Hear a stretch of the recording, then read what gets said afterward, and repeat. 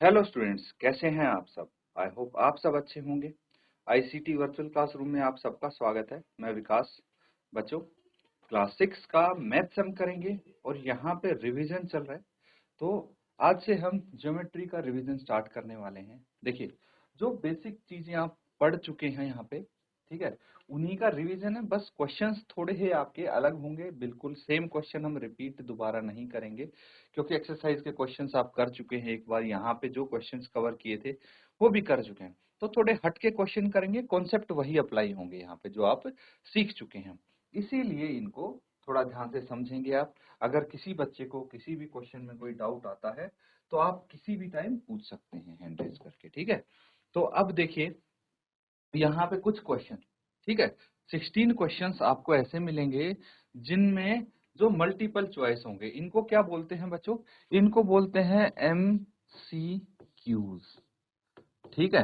MCQs, इसकी full form होती है M stand for multiple, C stand for choice and Q stand for question, ठीक है।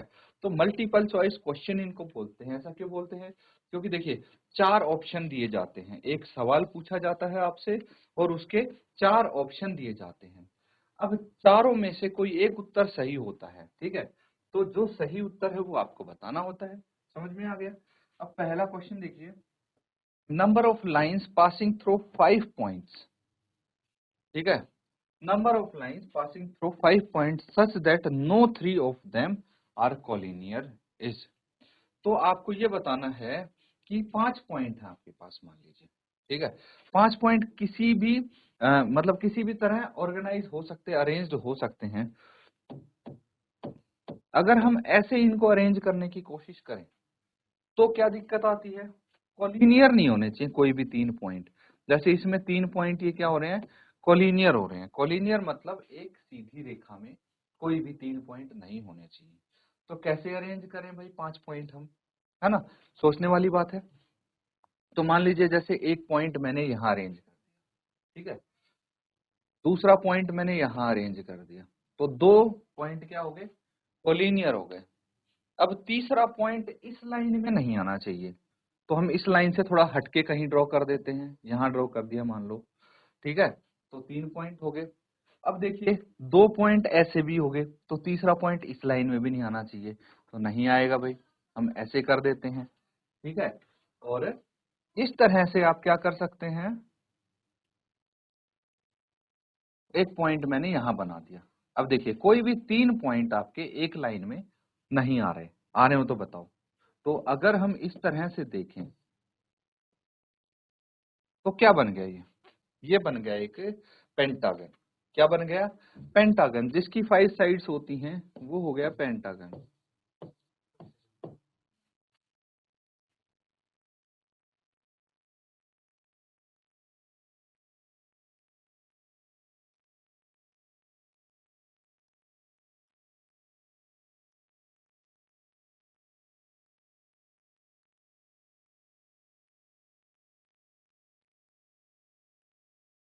ठीक है। तो यहाँ पे हम क्या कर रहे थे बच्चों, हमें कोई 5 पॉइंट बनाने थे जिनमें से 3 पॉइंट कोलिनियर नहीं होने चाहिए कोई भी, ठीक है। तो हो सकते हैं 3 पॉइंट एक स्ट्रेट लाइन में नहीं होने चाहिए। तो ऐसा हमारे पास एक क्या आता है, पेंटागन आता है। तो क्या बोला है, number of lines passing through 5 point. अब यहाँ पे नंबर ऑफ लाइंस बतानी है जो इन 5 पॉइंट से पास हो रही हैं और जो कोलिनियर नहीं है। तो यहाँ पे बच्चों आपका आंसर आ जाता है 5, ठीक है। क्या है? 5 लाइंस। देखिए 1 2 3 4 और 5, 5 लाइंस पास हो रही हैं इनसे। समझ में आ रहा है? तो इसको नोट कर लेंगे और फिर करते हैं नेक्स्ट क्वेश्चन। अगला सवाल देखिए, the number of diagonals in a septagon. अब दिक्कत कहाँ आती है, अगर आपसे एक क्वाड्रिलेटरल में पूछा जाए कि कितने डायगोनल्स बना सकते हैं, तो सीधा आपका आंसर होगा 2 डायगोनल्स, है ना। सिंपल है, 2 से ज्यादा नहीं बन सकती। लेकिन जैसे जैसे नंबर ऑफ साइड्स बढ़ती है वैसे वैसे डायगोनल्स भी बढ़ती है, ठीक है। तो जैसे हमने अभी पेंटागन बनाया था, ठीक है, पेंटागन अगर हमने बनाया था ठीक है। इसमें नंबर ऑफ डायगोनल्स कितने बना सकते हैं, सोचने वाली बात है। देखिए एक ये हो गया, दूसरा ये हो गया, ठीक है, तीसरा ये हो गया, चौथा ये हो गया, है ना। इस तरह से हम डायगोनल्स बना सकते हैं। पांचवा ये हो गया। तो ऐसे जैसे और साइड बढ़ती जाएंगी, हेक्सागन, सेप्टागन, तो हमें ऐसे डायरेक्टली फाइंड आउट करने में दिक्कत होगी। तो हम क्या कर सकते हैं, हमारे पास एक फॉर्मूला है कि मान लीजिए एक पॉलीगन है। पॉलीगन क्या होता है, पॉलीगन होता है जिसकी भाई 4 या उससे ज्यादा साइड्स होती है, तो पॉलीगन बोलते हैं। तो अब क्या है, उसका फॉर्मूला ये है कि number of diagonals is given by n into n-3 divided by 2। ठीक है, n into n-3 divided by 2। अब इसमें n की वैल्यू पुट करके देखेंगे क्या आंसर आता है ना, तो उससे आपको आइडिया हो जाएगा। तो यहाँ पे नंबर ऑफ साइड कितना है, नंबर ऑफ साइड्स, सेप्टागन क्या होता है जिसकी 7 साइडों 7 भुजाएं हों, तो नंबर ऑफ साइड्स 7 है। तो इसको अगर हम सॉल्व करेंगे 7 इंटू 7-3/2 कितना आ जाएगा, 7 इंटू 4/2। ये आ गया 7 इंटू 4 7 चौक 28, या फिर इसको कैंसिल आउट कर दे 14 डायगोनल्स। ये रहा आपका आंसर, नोट कर लेंगे।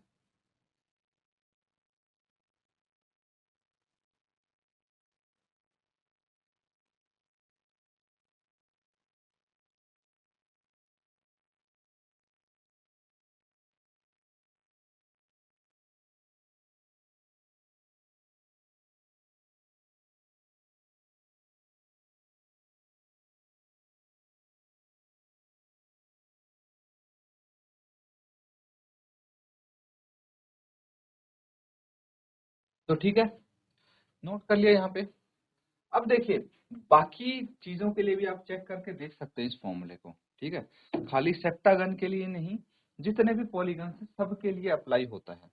ठीक है, जैसे अगर हम बात करते हैं क्वाड्रिलेटरल की, ठीक है, क्वाड्रिलेटरल में साइड्स होती हैं 4। तो बताइए डायगोनल्स कितनी होंगी, डी से मैं इसको रिप्रेजेंट कर देता हूं। फॉर्मूला हो जाएगा n इंटू n-3, यानी 4 इंटू 4-3/2। 2 से 2 कट गए, 4 कट गए, 2 आ गया। तो नंबर ऑफ डायगोनल्स कितना आ गया, 2 इंटू 1 इज इक्वल टू 2। अगर साइड्स होंगी आपकी 5 तो क्या हो गया, पेंटागन। तो नंबर ऑफ डायगोनल्स कितने होगी, 5 इंटू 5-3/2, यानी 5 इंटू 2/2, कैंसल आउट हो गया, तो 5 आ गया। इसी तरह हेक्सागन चेक कर सकते हैं, ऑक्टागन चेक कर सकते हैं, तो सबके आंसर आपके मिल जाएंगे, है ना। इजी मेथड, आसान तरीका है ये। अब देखिए अगला सवाल आपके लिए है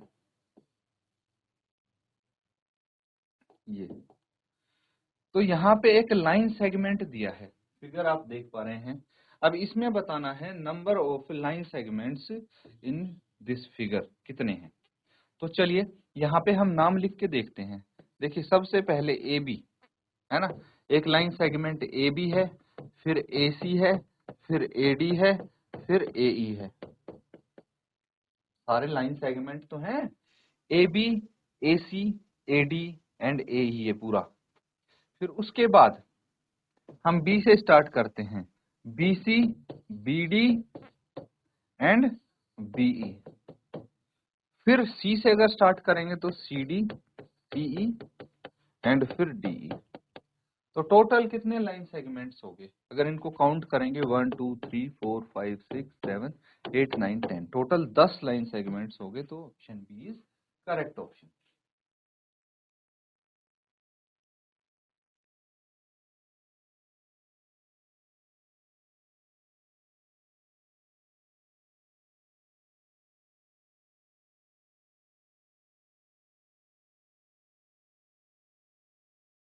देखिए बच्चों, चीजें समझ में आ रही है ना। इस टाइप के क्वेश्चंस आपने देखे होंगे, हो सकता है थोड़े इजी क्वेश्चन देखे हो आपने, थोड़े सिंपल। ये वाला क्वेश्चन तो आपकी एक्सरसाइज में भी है, मुझे पता है ना। तो इस तरह से आप इनको सॉल्व कर सकते हैं। अगला सवाल करेंगे अब।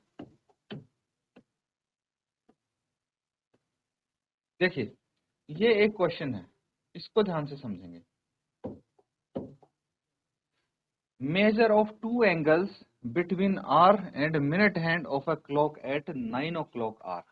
और चार ऑप्शन दिए हैं, 60, 300, 270 degree, 90 degree, 75 degree, 285 degree and 30 degree, 330 degree. ये आपको गिवन है। अब सबसे पहले ये देखिए, अगर हम कोई क्लॉक बनाते हैं, ठीक है, ये 12 हो गया, 1, 2, 3, यहाँ पे 6 हो जाएगा, यहाँ पे 9 हो जाएगा, इसी तरह से होगा। ठीक है, सारे नंबर्स लिखने की जरूरत है नहीं, क्योंकि हमारी जो घड़ी है उसमें बजे हैं 12, तो मिनट एंड जो है वो 12 पे है, आर हैंड है 9 पे। तो मुझे बताइए कि हमने जो एंगल्स वाला किया था, एंगल्स वाला पार्ट याद करिए अब। ठीक है, ज्योमेट्री में क्या किया था हमने, कि जो एंगल्स वाला पार्ट था, क्या होता था कि इस घड़ी के अगर ये 12 से 3 बजे पे आती है तो एक राइट एंगल मूव कर, ठीक है, राइट एंगल मतलब 90 डिग्री, है ना। फिर 3 से 6 पे आती है तो फिर 90 डिग्री चलती है ये, और फिर 6 से 9 पे आती है, फिर 90 डिग्री का एंगल बनाती है, और 9 से 12 के बीच में भी 90 डिग्री का एंगल बनाती है ना। ये क्या बोलते हैं इनको, एक क्वाड्रेंट भी बोलते हैं। ठीक है, जो ये 90 डिग्री का एंगल बना रहा है इसको एक क्वाड्रेंट भी बोलते हैं, समझ जाओ। अब देखिए, आपसे सिंपल ये पूछा है कि भाई आपकी एक सुई है 12 पे, एक है 9 पे, है ना। अब डायरेक्टली नहीं लिखा, लेकिन यहाँ पे लिखा है 9 बजे हैं, ठीक है, 9 o'clock हुआ है टाइम। तो 9 o'clock में क्या होता है कि जो आर की सुई है, घंटे वाली सुई है, वो तो 9 पे आएगी, और जो मिनट वाली सुई है वो 12 पे पहुंचेगी, तभी 9 बजेंगे, और कोई पॉसिबिलिटी तो है नहीं। तो अब देखिए, अगर मैं 9 और 12 के बीच में डायरेक्टली यहाँ पे एंगल देखूं तो कितना हो गया, 90 डिग्री हो गया। ठीक है, लेकिन यहाँ पे तो दो दो आंसर दिए हैं हर पार्ट में, है ना, दो दो एंगल्स दिए हैं, तो दूसरा एंगल कौन सा पॉसिबल एंगल बन रहा है, ध्यान से देखिए। अब एक 90 डिग्री ये हो गया, प्लस एक 90 डिग्री ये हो गया, प्लस एक 90 डिग्री ये हो गया। इस तरफ से अगर हम एंगल मेजर करें तो भी तो सही बात है ना। हम किसी भी तरफ से कर सकते हैं, या तो इस तरफ से या इस तरफ से। तो भाई यहां से तो आपका 90 डिग्री आ रहा है, मान लिया। यहां से कितना आ रहा है, 90 प्लस 90 प्लस 90, 270 डिग्री। तो दो पॉसिबल आंसर हो सकते हैं, 90 डिग्री और 270 डिग्री। अब इनमें सर्च करिए कि ये जो आपके एंगल आए हैं कौन से एंगल हैं। ये रहा 270 डिग्री और 90 डिग्री। तो बी करेक्ट आंसर है कि नहीं है, बिल्कुल है।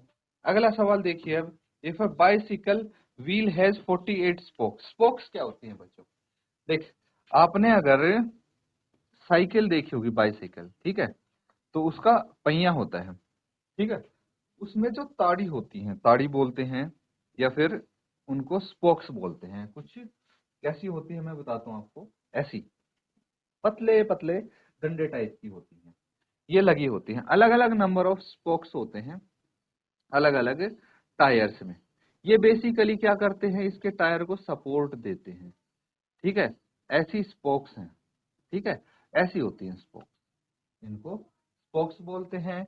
ये बिल्कुल पतले पतले डंडे होते हैं, जो टायर के सेंटर से लेके उसके एज तक कनेक्टेड होते हैं। समझ में आ गया, इनको हम क्या बोलते हैं, स्पोक्स बोलते हैं। ध्यान रखना बच्चों, काफी काम आएगी ये चीज आपके। तो एक बाइसिकल है जिसके पहिए के कितने स्पोक्स हैं, 48, 48 स्पोक्स हैं। Then the angle between pair of two consecutive spokes is. तो आपको बताना है कि जो दो लगातार स्पोक्स हैं उनके बीच में एंगल कितना है। चलिए सोचिए, बहुत इजी क्वेश्चन है ये, सोच के बताइए कि कौन सा पार्ट इसका सही ऑप्शन है। और ये मैं बता दूं आपको, पार्ट डी है, ठीक है, पार्ट डी 2/15।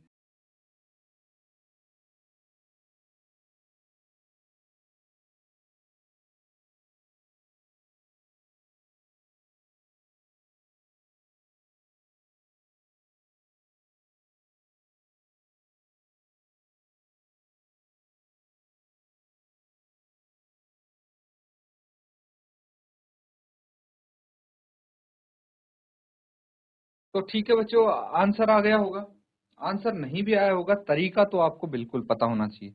अब देखिए, सबसे इम्पोर्टेंट क्या है कि ये जो पूरा सर्कल है, पूरा सर्कल है, कितने डिग्री का एंगल बनाता है ये आपको बताना है। जैसे यहाँ पे अगर सुई 12 बजे से चली और वापस से 12 बजे पे आ गई, तो ये 360 डिग्री का एक कंप्लीट एंगल बनाती है। इसको क्या बोलते हैं? Complete angle. कंप्लीट एंगल कितने डिग्री होता है?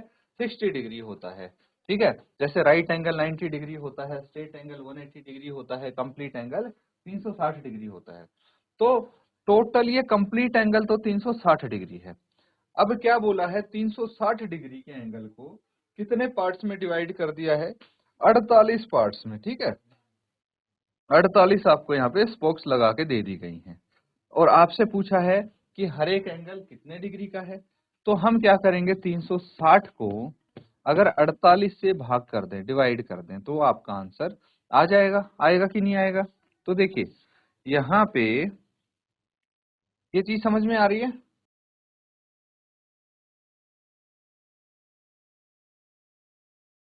यहाँ पे 360 को आप 48 से 48 से डिवाइड करके देखिए, तो 4 सत्ते 28, 7 से करके देखते हैं। 7 8 जा 56, 5 बच गए, 7 चौक 28 और 5 कितने हो गए?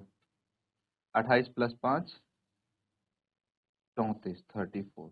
कितना बच गया? 10 माइनस 6 3 4, 10 माइनस 6 हो गया 4, और यहाँ पे 9 माइनस 4 5 माइनस 4 1 यहाँ पे आ गया, 14 यहाँ पे आ जाएगा। और हम क्या करेंगे, अब 0 यहाँ पे लगा देंगे, डेसिमल लगा के। तो कितना आ जाएगा? ये 5 पे जाएगा। 5 अठे 40, 4 बच के 5 चौके 20 और 4 24। ठीक है, तो ये यहाँ पे 2 आना चाहिए, नोट कर लें।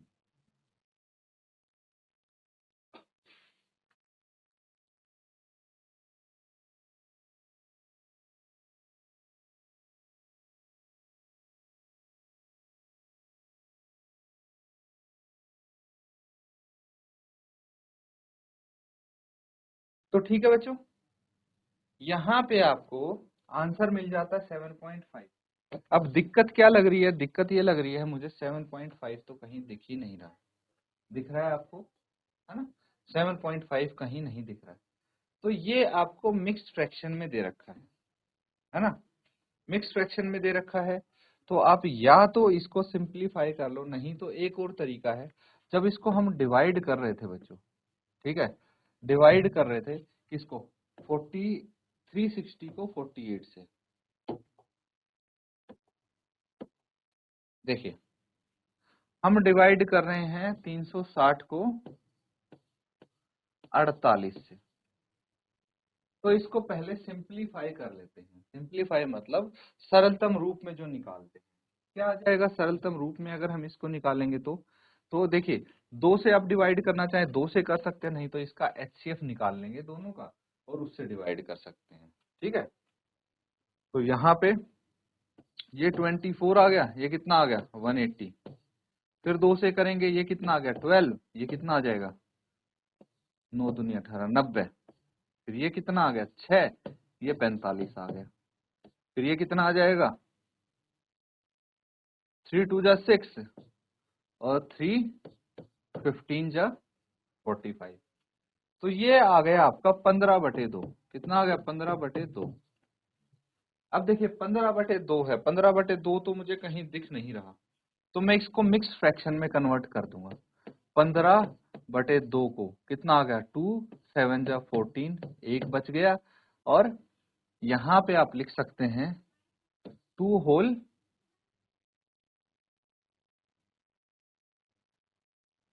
7 होल आएगा, है ना, 7 होल 1/2, यही आ जाएगा। यहां से शुरू करेंगे हम 7 होल 1/2। डिनोमिनेटर हमारा चेंज नहीं होता, सेम रहेगा डिनोमिनेटर। अगर यहाँ पे आपका 15/2 है, डिनोमिनेटर 2 है, तो यहाँ भी 2 ही रहेगा, है ना। तो ये कौन सा ऑप्शन हो गया? Option B is correct option, note कर लेंगे।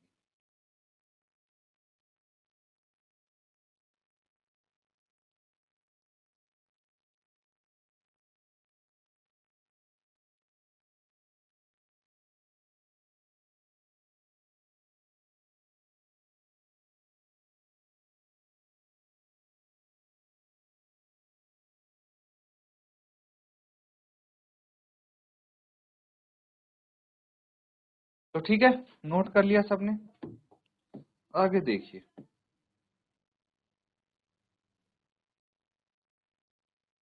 ये बहुत ही इंटरेस्टिंग क्वेश्चन है, इसको ध्यान से समझें। एक फिगर आपको दी गई है 2.6, इसमें बोला है X Y Z angle X Y Z can not be written as, angle X Y Z को किस तरीके से हम नहीं लिख सकते। तो देखिए, अगर हम बात करते हैं एंगल वाई, ठीक है, तो क्या ये एंगल वाई कहलाएगा? बिल्कुल, हम इसको खाली एंगल वाई भी लिख सकते हैं, तो ये तो कोई दिक्कत नहीं है, बिल्कुल सही है। उसके बाद क्या हम इसको लिख सकते हैं? पार ऑप्शन सी देखिए, एंगल जेड एक्स वाई, ये रहा जेड, ये रहा वाई, ये रहा एक्स, तो एंगल जेड वाई एक्स भी बिल्कुल लिख सकते हैं, यही वाला एंगल कहलाएगा। और अगर मैं एंगल एक्स वाई पी लिखूं तो ये रहा एक्स, ये रहा वाई, ये रहा पी, तो फिर भी यही वाला एंगल माना जाएगा। लेकिन अगर मैं बात करूं एंगल जेड एक्स वाई की, तो ये z रहा, ये x रहा, ये y, तो ये वाला एंगल को रेफर कर रहे हैं, जबकि ये कोई एंगल है नहीं, है ना। तो एंगल x y z, अगर बात की जा रही है एंगल x y z की, और यहाँ पे सेंटर में क्या है? y, मतलब हम y वाले एंगल को रेफर कर रहे हैं, तो सेंटर में हमेशा y ही आना चाहिए, लेफ्ट राइट कोई और नाम हो सकता है, ये चीज आपको ध्यान रखना है। तो सीधा आप ऑप्शन बी पे टिक कर देंगे, option B is correct answer, note कर।